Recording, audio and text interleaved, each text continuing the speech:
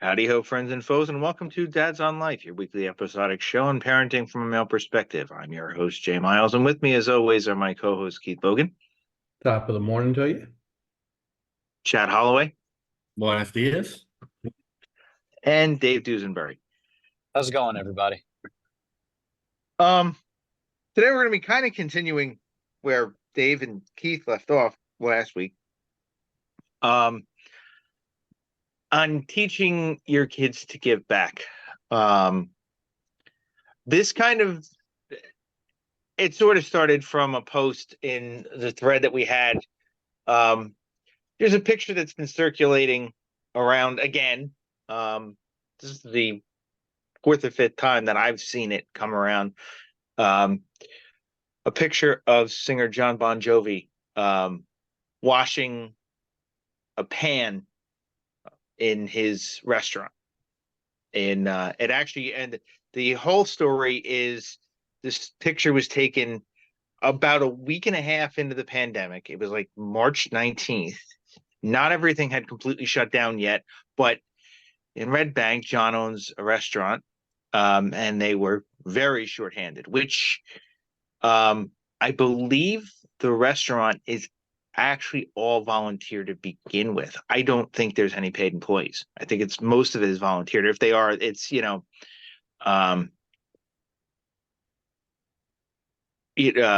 low paying jobs, and it's almost literally done voluntarily. I actually had, right after the picture circulated, attempted to offer my services as being a former waiter, was told I lived too far, which I live about a half an hour from Red Bank. But anyway, the picture was John washing a pan in his restaurant in Red Bank while they were short-staffed cooking, and he didn't do any cooking, but there was other pictures that showed up of how they did their meal distribution and that, because the restaurant wasn't open to the public. It was all pickup meals. So it started the idea of, teaching your children to give back. Now, I know he's not here, but we all can speak for Doug in the things that he has often done with his children. Doug has done a ton of work for food banks and things like that, other volunteer work with his wife and his children. We know that I know he's served meals on holidays and things like that. Unfortunately, in the pandemic, for him, he didn't do it. His parents did. His parents both ended up getting COVID from doing volunteer work, which had to be a rough situation. So, Chad, I mean, you and I weren't here, so you want to kick us off? Since Sure, David, oh, you want me to or them? Yeah, go ahead. Dave and Keith kind of did their thing. We'll go chime in and we'll go from there. So giving back is very important to me, and I think I've tried to instill that into Frankie as much as I can from a very, very young age. And for me, giving back is a continuum of things, right? It's like doing the right thing in the street for somebody, helping an old lady across the street, if you want to be cliche, right?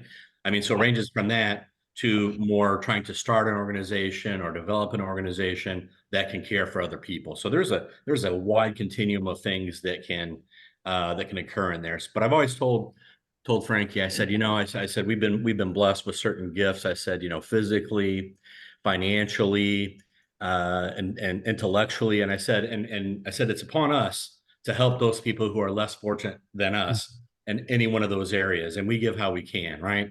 So I've tried to foster that to the greatest amount that I can. So I know he's done a couple of things, I think, on his own, but really at this point, for him, my advice to him has been, get your career developed, I said, and get yourself on your way to being a well-positioned professional. After that, then that's when you can really start to give back. And I think that's been my trajectory as well. You guys know I'm in healthcare and have done a lot of stuff internationally. And I came across that at one point, in kind of a business development situation, a lady who I talked to, she started a charity, 20 some years ago. And I probably met her probably 6 or 7 years ago. And she was talking about like bringing children to the United States and also organizing care for them in their countries.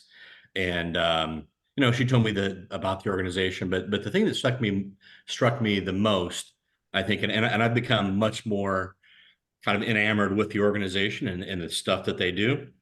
But the thing that stuck with me most is her passion. I could tell when she was talking to me that it really meant a lot for her to be able to do that. So that's when for myself, I became more involved and tried to facilitate that. But I kind of do less, and it's more about kind of creating the structure for the organization to give back, if you will. So that's kind of my, I guess, introduction to that is, I want him to always keep that in his mind and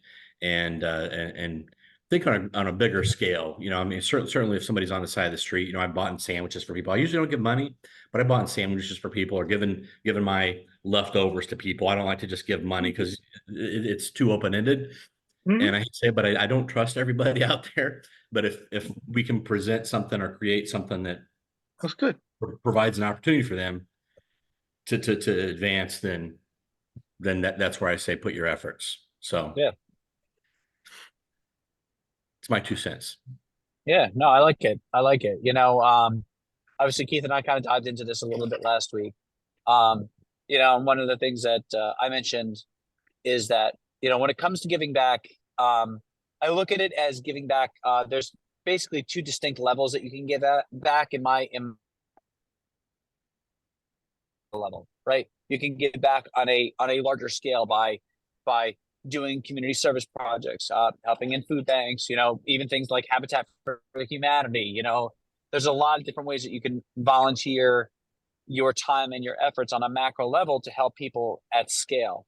I've always been more of a giving back on a micro level personally. And that's largely from the example I got from one of the most giving, selfless people that has ever graced my life, and that was my mom. She would give of her time, she would give of her resources, she would give of her support, her energy, her emotion, her listening skills to any and all that either asked for it or felt that she needed it, and had a high level of empathy and was a very good listener for her friends, her family, the members of her community, and those less fortunate in her community. And I think that reaching out and making an effort to make that type of connection with those around her, even people that didn't know her, endeared her to a lot of people and kind of shined a light that in a world where humanity sometimes is not always the best example that we see, especially in religious circles. My mom was a hardcore church going person for her entire life. And, over the last 10, 15, 20 years, some churches have gotten a bad rap, some congregations have gotten a bad rap. Some efforts by Christian organizations have gotten a bad rap. My mom was the one person who, more than anybody else I ever met, walked the walk and didn't just talk the talk. She really cared about people. And it's an example that I've taken into my life and I strive to emulate every day, by taking the time to listen to those around me, giving advice if they need it, but more just being an ear to listen to or a shoulder to lean on as long as I sit down and they can reach it. And that's an example that I try to pass on to my kids. I think that taking the time on a micro level, individually, person by person, to take time and make the effort to try to make a connection and tap into a fellow person's humanity, even if, and especially if they're just having a completely shit day.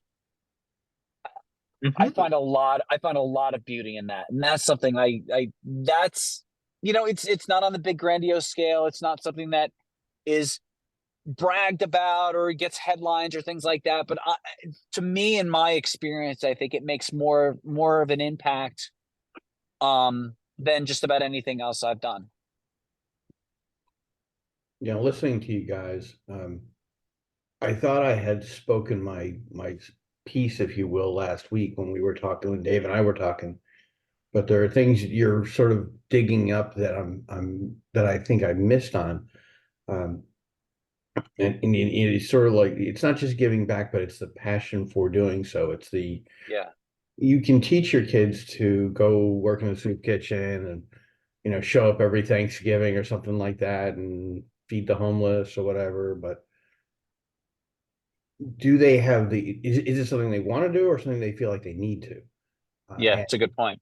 there's probably a fairly big difference. I mean, either way, if you're doing it, it's a commendable thing and it's something that should be learned. But then there's the giving back, that when you see that gives them energy to do that. Right. It's rewarding for them to do it, and they Mhm. enjoy it.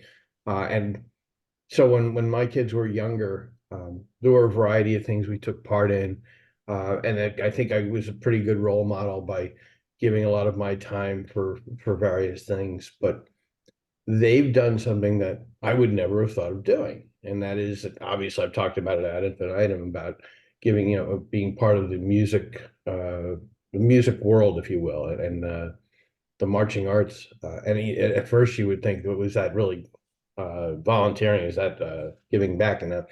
But it's really important to them. They talk all the time about how some of the kids, a lot of the kids that are involved in the marching arts, are from less than ideal circumstances. Kids who are less than understood. Quite frankly, you could call them a bunch of nerds at times. They band kids in high school, particularly, are haven't even escaped the concept of being the geeks of the school. The nerds of the school, for the most part. Dave over there, with the exception, what have you, but kids who play the trumpet, play the flute, play the these instruments are not necessarily widely regarded. And they're escaping, a lot of the times they're escaping into their own worlds because they're not understood. And my boys have really plugged into that. I'm not necessarily sure if they plugged into that because they felt they were that themselves, but they talk all the time about those kids personally and what their personal challenges are, and the avenue that the music and the marching arts gives them to get away from it. So they spend an enormous amount of their time helping out with these kids, helping out with these organizations, so that these kids have a place to go, that these kids can be understood and feel better about themselves. So it's not, this isn't the traditional feed the homeless, or feed the people who are deprived of food. A lot of these kids are poor, yes, and they have a lot of trouble even being part of the marching arts because it's not a cheap activity. But there's a whole world of people who need to be helped, who are simply misunderstood, whether they have resources or not, or whether they're worried about their next meal or not. And this is the way they've chosen to give back. Um, they think they can help an enormous community of people, not just within their own organizations, but by promoting the marching arts, and making it an attractive place for other people to go, um, in a way that I would never have dreamed of doing. So I really enjoy the fact that they have found a passion, and they have, and it's completely theirs. It's not something I pushed them to do at all. I had nothing to do with their passion for music. So they chose their path. And I'm pretty sure that the path they're on isn't going to stop at music, but it is simply this, when they're in their 20s, that's where they're going to be. But they're because they get such energy, and they appreciate so much what they're able to do and who they're able to help in music, and marching arts, that they're going to find other things as well. But as they get into their 30s and 40s, God, I'll be really old then. Oh wait, I already am. Never mind. You already are. What am I saying? Welcome back, Dave. What about you, Jason? What, you're the guy with the youngest kids. What role or what are you doing to with your kids in that regard? And I know you got a big heart to do stuff like that. Well,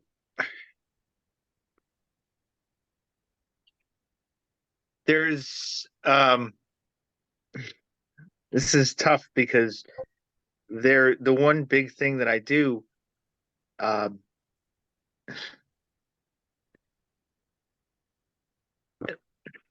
how am I going to explain this? They can't exactly follow in my footsteps and follow down the same path um to do that kind of volunteer work. They can't. It's not possible to do to do the things I do without a certain you want to call it a stigma, you want to call it a whatever. They can't. Dave's brother would understand this. Yep.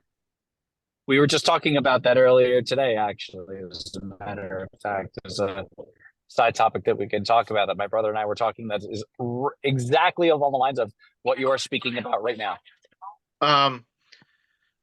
For lack of better I'll explain it quickly. A lot of the volunteer work and things that I do are AA related.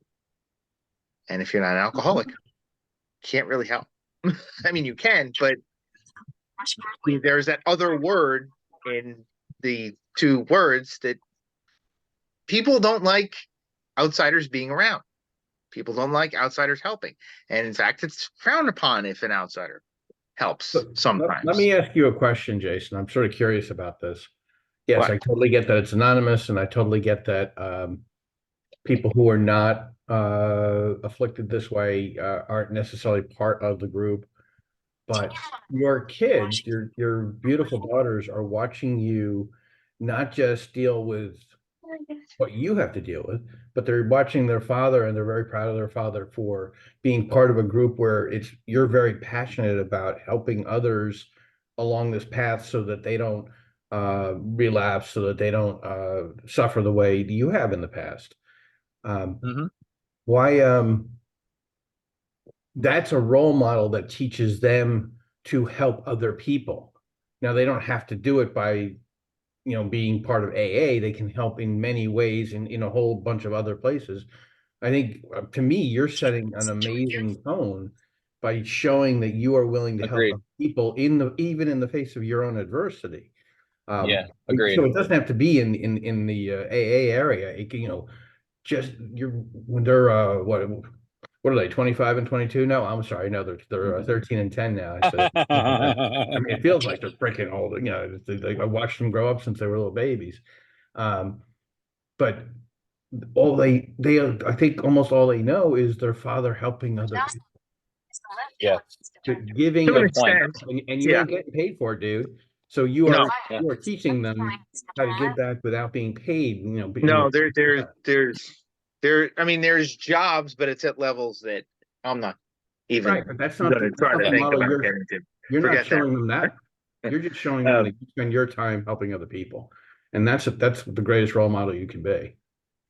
I mean, well, let's put it this way. There are people say there aren't jobs related to recovery, but clearly over the last 20 years, last 15 years, that's become less true with the fact that a lot of the rehab facilities, who they're hiring? They're hiring people that know what they're doing, what they've been through. So there are, but there aren't jobs in recovery. There's a ton of them, really, because you can be an online recovery specialist, but that's off topic. But I don't mean to interrupt you, Jason, but you're presuming that that's the only way that you can learn from your role model is to follow you exactly down the path of where you've been. No, I didn't say that. Wait, well, I mean, forget AA for a moment. and I know you can't, but I'm simply saying they know the joy that you get from helping other people. And There, that's the role model that we all want to set for our kids. yeah, I mean, I think I you think sell it's, yourself short a lot on that. I think that,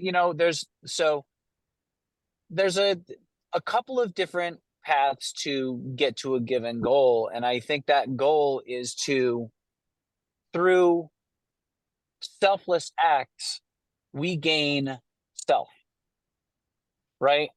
So what does that mean? That means that by giving of our time and efforts, Yeah, that one. and abilities that we have, and giving towards others and helping them along their life path and whatever avenue or whatever focus it happens to geez. be, Yes, it allows us to gain a stronger sense of who and what we are, and increases our own personal value in who and what we are. It makes us, look, I'll say it, it makes us feel like we're not pieces of shit. I mean, that's a pretty common thing. People think in their Yeah. dark times that they're pieces of shit, right? Yeah. And Jason, you described it well. I know my brother lived through this. When Yeah. you're in recovery, you don't look at yourself as a very good person, because good people aren't drunks. I mean, that's really what it comes down to. So by giving of your time and giving of yourself and giving of your experience and your knowledge and your empathy to others that need it or are feeling that similar pain, whatever avenue it takes, giving of yourself helps you achieve a greater sense of self. And I No, think there's there- a lot of beauty in that. Yeah, I would agree with that. I think the other piece of that is, what we want to try to do, and I think that for me, giving back is, obviously we've got some pretty dire situations, right? We've used some examples, but also I Yeah. think it's, I was thinking about how, Keith, you were a baseball coach, right? Mhm. That was for free. Years. But Yeah. here's the thing, maybe those kids weren't disadvantaged financially or whatever, but those kids had an opportunity to learn from you, to develop some potential. And I think that's really what for me, what's about is helping others to go from level A and to increase to level B, right? It's developing that potential. Whether somebody is kind of having a tough time with alcohol and going up, having a tough time with their health and moving up, looking for something that they're passionate about and trying to have somebody help identify that. So I think all those things can be considered. I mean, it's all very worthy, I think, worthy endeavors.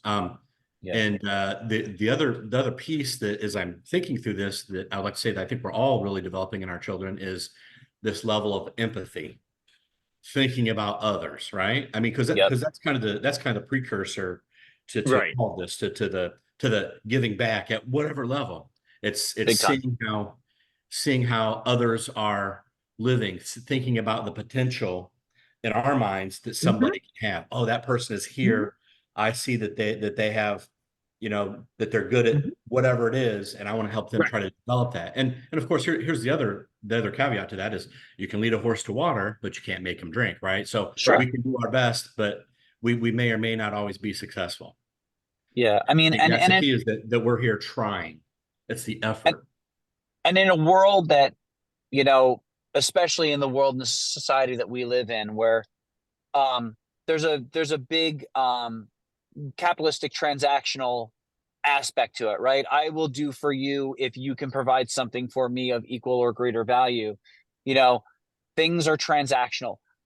Relationships can be transactional. We expect some type of return on whatever investment we're getting in.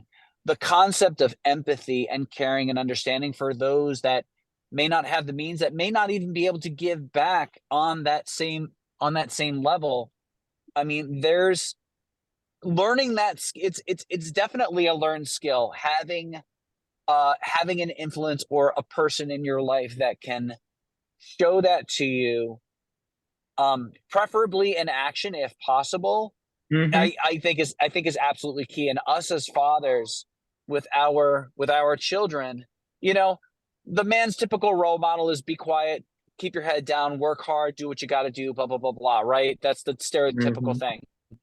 But the efforts you guys are all talking about all factor into that empathy. Like, Keith, I would be willing to bet that if you took a poll of some of the kids that you worked with as a baseball coach all of those years, that there will probably be a not insubstantial number that would look at your efforts, and not just as a coach, but also as a father figure, somebody who taught them structure and discipline and focus and attention to detail and skills that they could use not just in baseball but in other areas. I mean, and that's all part of that whole thing, man.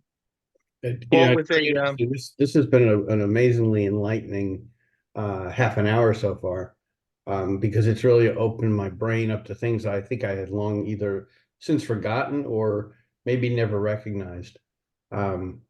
all with a look similar to sportscaster reject. Yeah, I mean, I've talked on the show about my years as a baseball Sorry, coach I had to. before. I've talked about my years as a baseball coach and flag football and basketball and all that. And the boys were part of the teams, but they were acutely aware that I was a different kind of coach because I was coaching all the kids and not just my own kid. And I would talk about that with them. And they would watch almost every other coach just their own kids, and but more than that, we would talk even when they were that young about the kids who would get dropped off at games, whose parents never came to the games, who literally were using the sports leagues as babysitting so that they could go and do whatever they wanted to do. There was very few kids whose parents actually came to the games, who supported their kids, cheered them on. So we learned, and I tried to role model the concept of cheering on those kids even more, because they needed some kind of parent role model. And that's something even at their ages now. I mean, thank God they're not close to having their own kids, but I have a feeling they're going to remember that. And I'm very sure that Justin in particular will be one of those dads who's a sports coach. And I'm very confident that he'll take the same path as well. Yeah, I think I've talked about it on the show long ago, how I still to this day, I've been in this town 30 years now. And I still to this day occasionally run into a kid who was one of their teammates. And more often than not, I hear, "Hey, coach," not "Hey, Mr. Bogan," not "Hey, Keith," but "Hey, coach." Yep. And that tells me what they remember. Yeah. That it meant enough to them that's what I represent to them. And it's usually a kid who wasn't that good.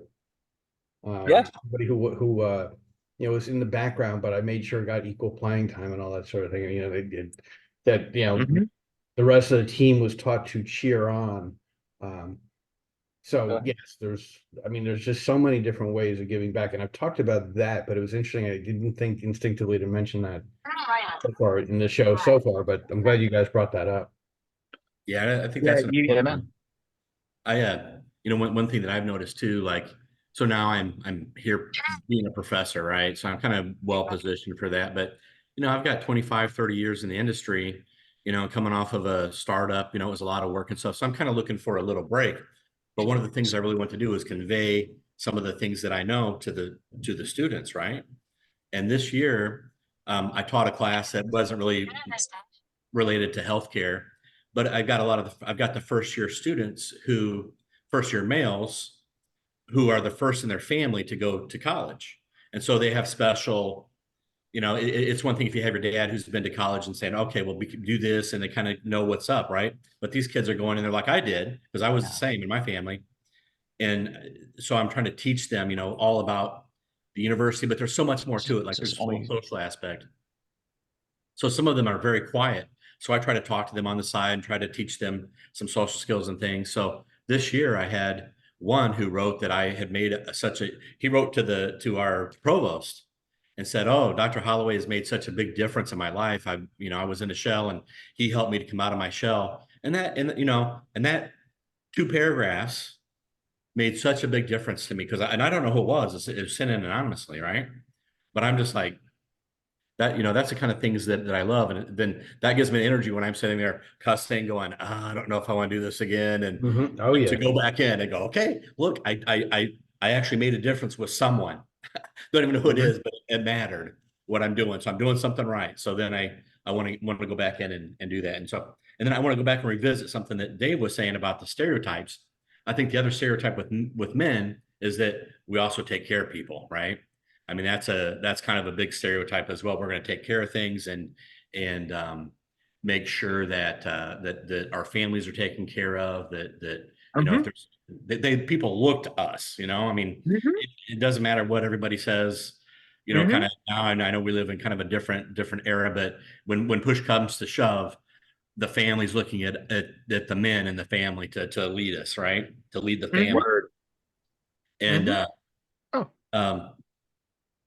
Talking about teaching empathy as well. You know, I've got two stories on this. One is that I took Frankie to Costa Rica and we had another child with us, right? And so I'm like going, look at, you know, these people that look how, aren't you glad of what we have? And trying to explain and say, look, these people don't even have a floor in their house. You know, they're standing outside, you know, the kids are just wearing shorts and it's a whole different lifestyle. Happy, right? But it's a whole different lifestyle. And he was empathizing with, oh, I've got my computer at home. I've got my game systems. These kids don't have that, right? But then the other child who was with us was like we were driving by in a car and it was like we're in a zoo going, look at the poor people.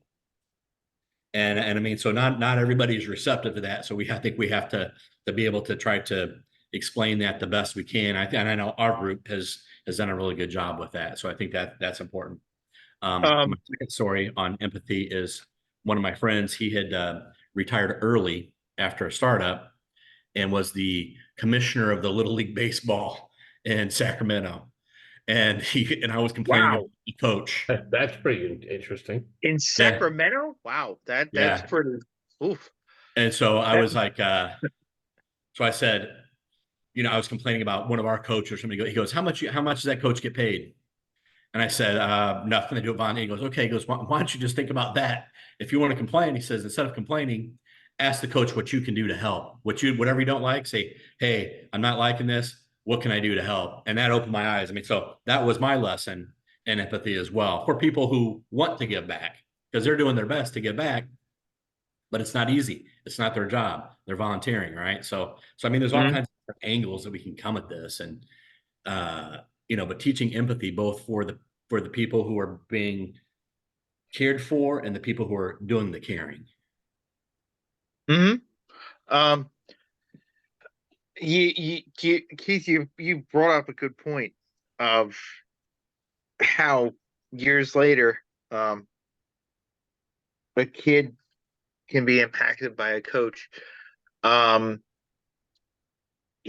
was he just passed away like 2 or 3 years ago. He was a wrestling coach for the Matt Rats in Old Bridge. Mr. Cousins, and oh jeez, he coached me in late 80s, early 90s. I think 91 was my last year. When I graduated high school, my girlfriend worked at Drug Fair in Old Bridge and worked with his wife. And I didn't realize that till a few months later when I walked in and who's in Drug Fair, Mr. Cousins. Hey, coach. And he looked at me and I'm like, what? He's like, I've been your coach in 10 years. Yeah, no. So what? And I was like, what's going on? I said, he's like, oh, I'm picking up, my wife's getting out of work. I said, who's your wife? And he's like, oh, he told me, I'm like, oh, okay. Yeah. He's still, and up until maybe, 15 years ago, he still was doing it. His kids were long gone, long out of the program. His son was at one point, one of his sons was the assistant coach at the high school, and he still was coaching Matt Rats. And his son was not young. His son was probably well into his 30s, maybe 40s when he was an assistant for Old Bridge. He did that a long time. It had to be And- 30 years, probably more. And I know what it feels like. I know what he felt like when you walked in and had addressed him that way. Yeah. Even, even years later, I still was doing it. I still, like, every time I saw him, that was my first thought, I was coach. But it was kind of similar, but it was also because in the basketball league I was in too, was the same way. But that was also my lifelong neighbors. So yes, I was calling Mr. Nugent coach, sure. But it would get interchanged with Mr. Nugent at times too. Like I said, my dad was friends with one of his sons, really good friends with one of his sons. And they never moved. Him and his wife both were still living in the house when they passed away. His son, his family, when he passed away, they finally sold the house. But yeah, that even decades later, that still was coach. But yeah, and a bunch of I was on a bunch of his son's teams too. I think I was on two of his son's teams. David and no, it was Mr. Nugent's team, and his other son was the assistant. Yeah, that stuff will stick with you. Now, a funny situation, kind of funny situation. Delena's one of Delena's teammates on the Sauk wrestling team is the president of the Old Bridge Mat Rats' son. And Justin got a little too involved in a match where he was screaming and the referee threatened to kick him out. But I have a feeling that even if she doesn't, well, right now she's decided she's done with wrestling, which we've heard twice before. And she always, end up last minute deciding she's going back.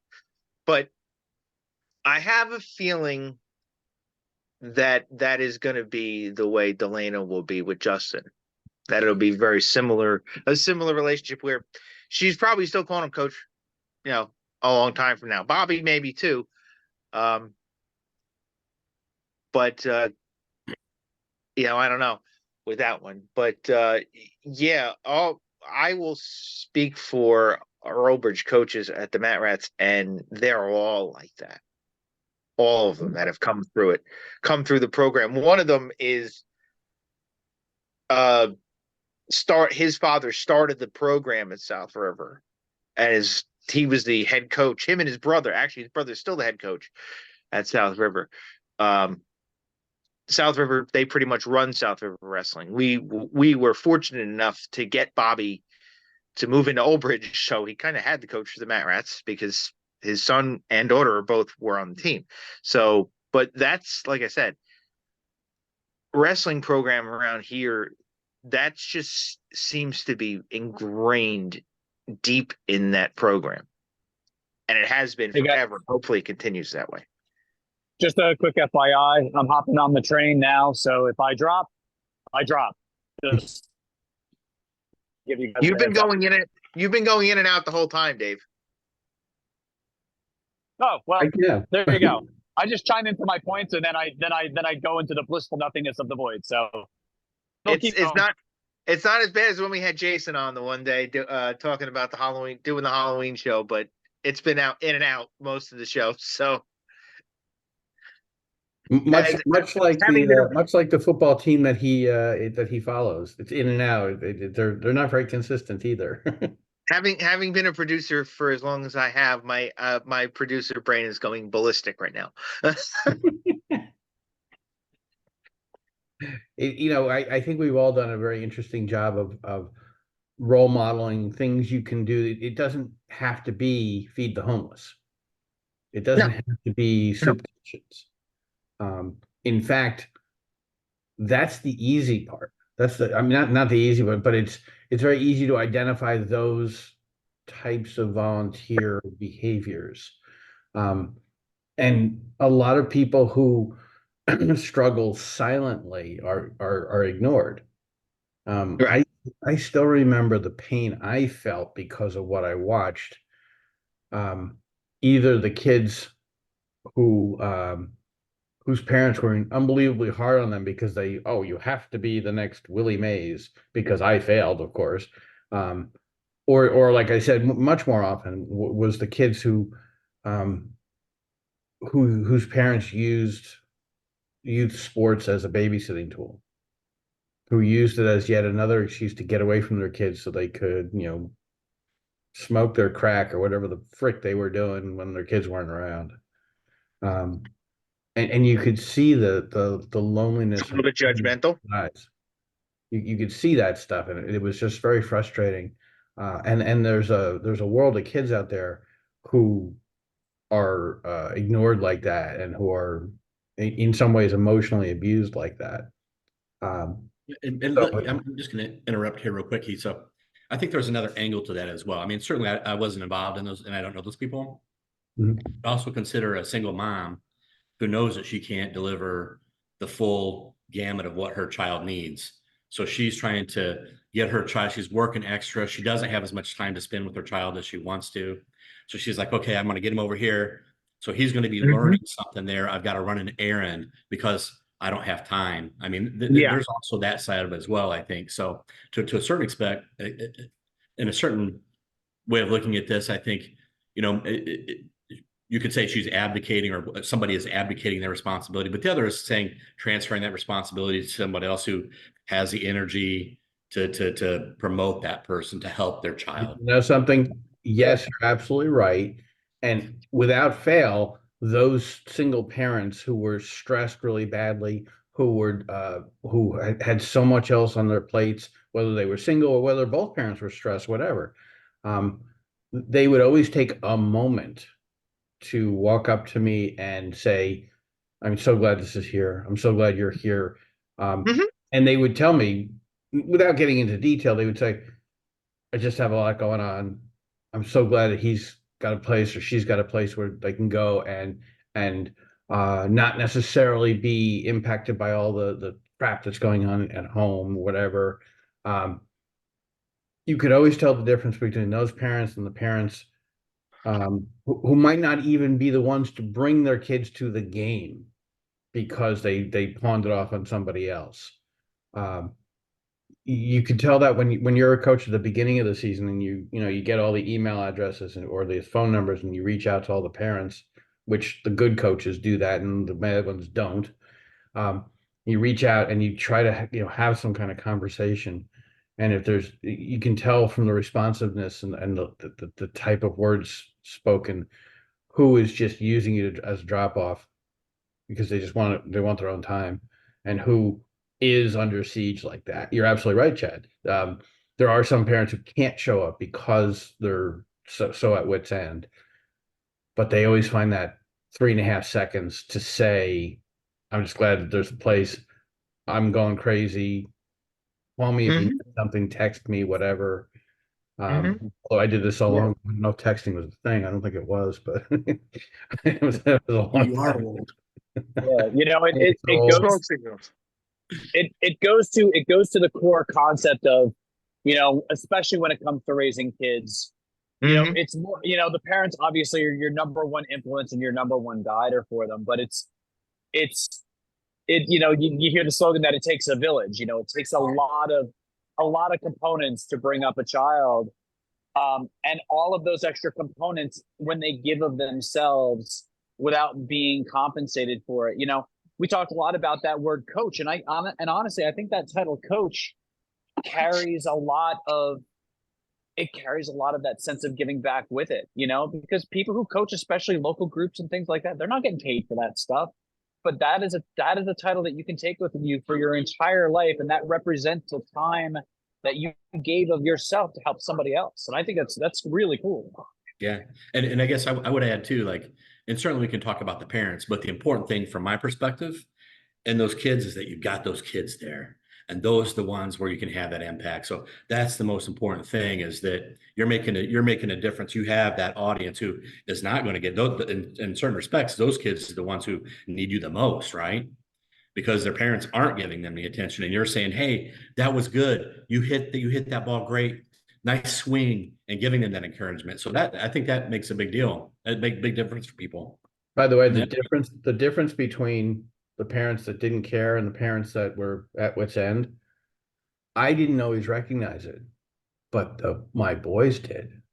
My boys would know the other kids, and Mhm. they would know whether the parents care of the other kids cared or not. And they would sometimes report back to me. They'd be letting me know almost in a sympathetic way. They'd be like, that, poor Ben, his parents don't give a rat's ass and they're never going to show up. They wouldn't necessarily be able, because they were too young to necessarily recognize a parent who was at their wit's end, but there was some sort of instinct in them. They knew when a parent was just being neglectful. And probably because they were talking with each other. I don't know. So some of my recognition of who had the better parents, if you will, and who had the more caring parents came from what the kids were talking about with me, and some of the other kids would talk about it with me too. So they're aware, and then they see me as a coach, taking special care with certain kids because of that, and they're watching that and they're learning that behavior. And I now see Justin and Jeremy, when they're involved in marching arts, doing the exact same thing. They talk very openly about the kids who don't have a stable home life, who don't who don't have the same advantages. I say that almost with horror, because their home life wasn't great. Obviously, there's a lot of arguing with their parents here, but we were both, when it came to raising them, I think we did a really good job and we did it together. So we did a lot of things poorly, but that wasn't necessarily one of them. We could have done it better, but we were usually in agreement about what to do with the boys. And I think that so I think that they take those lessons, and you can tell they spend more time with some of those kids who struggled, who don't have the positive influences at home. Right. It did, when I talk about mini-me's, that's what a lot of the way that I talk about it, that they're definitely reflecting that behavior. And to be fair, more Justin right now than Jeremy, because Jeremy's younger and he's still developing some stuff. But I can see Jeremy following that same path that Justin did. Yeah, absolutely. And just another quick comment about coaching. I still, every once in a while, I'll run into, or I used to when I lived up in the St. Louis area, run into my old football coach. And it was kind of coincidence that we moved to the same town after he had retired and stuff. So, but I was probably 14 and he was probably 24, just coming out of his college career. And he was our head football coach. And I learned so many lessons. I remember the first day of practice, he had on the mirrored sunglasses, which were common at the time. He was a center for his team, and he was also the MVP. I mean, he was a giant man. And he comes out and he goes, "I want the 5 meanest son of a bitches here for my line." And I was like, he cussed. I was like intimidated, right? I mean, because it's like he's out there and he's just like it's like, it was like what we have here is a failure to communicate type of situation, on what's the movie, Cool Hand Luke. Yeah, but then after that, but then the other things I took away is, thinking about what we can teach the kids. And what I was taught as a kid was, you have to prepare. He says, your time in the weight room, your time on this practice field, that's what makes a difference in winning on the field when it matters. And that's what I've taken to the business world too, right? Your preparation for meetings are going to lead to your success in those meetings. And then just the other thing, which is kind of much more primitive, is you got to want it. And he said, what do you want to do? You've got to want it. And if you don't want it, it's not going to happen. I mean, I remember one of the drills he used to do is he'd take a bath towel and he'd get two guys who were usually in competition for something. And he'd give one guy one end and the other guy the other. And he'd say, okay, who wants this? And you got to take it from the other guy. So, I mean, and the whole team's around you and you're fighting over that. But I mean, those are lessons that I still use today, the preparation, and you got to want it. If you don't want it, then don't waste your time on it. I think Chad's dangerous. Chad must be dangerous in the gym, that's for sure. Well, but it transfers out of the gym and it transfers into the business world as well. I mean, it's a different set of activities, but it's the same thing. So, but yeah, I mean, it's so important, like that coaching for everybody. There are a lot of lessons that come in. And I call him coach, you know, and it was 45 years ago when he was my coach. Mhm. Hmm. You know, and those coaches gave you those lessons of Right. themselves, passed it on to you, and now you are giving those lessons back to your son and to your coworkers and the people that are Yeah. around you that get inspired by the way that you work and what you do. Yep.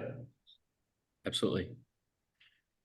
Well, that's like, I mean, you were talking about, Keith, you were talking about having to, uh, get them there, things like that, and having to work that out with, uh, your wife at the time. Um, that is not always easy. Um, Delanne and I did a lot of traveling the last 3 years. Um, in fact, I think for Mat Rats, I think I missed maybe one away match. I did pretty much all of them with her, but just it is what it is. Sadie didn't like being around the matches, and it was a little bit of a pain in the butt to get everybody around and get everybody situated with Sadie's activities as well. But it is what it is. It's parenting. I mean, I'm just honestly, after 4 years and everything that I've been through, I'm just glad I can do it at this point. Because if I wasn't 4 years sober, it's not happening. I mean, it was um, it, Even it's been, even being sober, I got to tell you, as a coach, it's exhausting because you're sometimes swimming uphill. yeah. It's one thing to Oh, have a sure. bunch of kids. The kids are very malleable. The kids are usually very welcoming. But like what teachers deal with, and I'm sure Chad can deal with this, they can understand this very closely. Um, when the parents get involved, it just sucks. Some of those parents ignore their kids and are emotionally abusive in that they don't pay attention to their kids. But some of them are so overwhelmingly helicopterish, which by the way I've been accused of occasionally myself. That they, for crying out loud, they have unbelievable demands in a situation where it's all about their kid playing. It's all about their kid winning. It's all about Yep. shining the light on their kid and ignoring everybody else's as if they were the bad coaches, but they're just the parents even. And you're still struggling to make sure everybody gets equal playing time and everybody's treated equally. That can be very exhausting for anyone who's especially a volunteer role like that. Absolutely.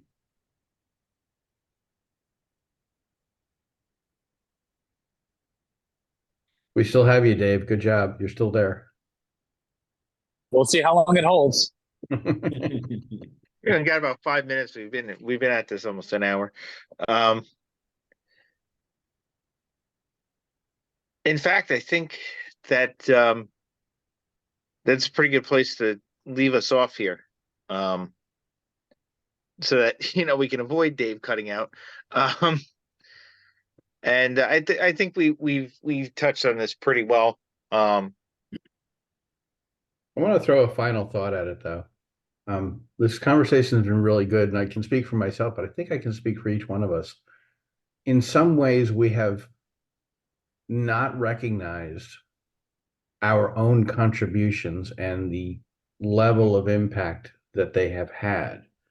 But Jason, I'm going to highlight you because overwhelmingly, I feel like you came into the conversation not thinking that you had yet role modeled giving back for your kids because it's something that they couldn't be directly involved in what you're doing.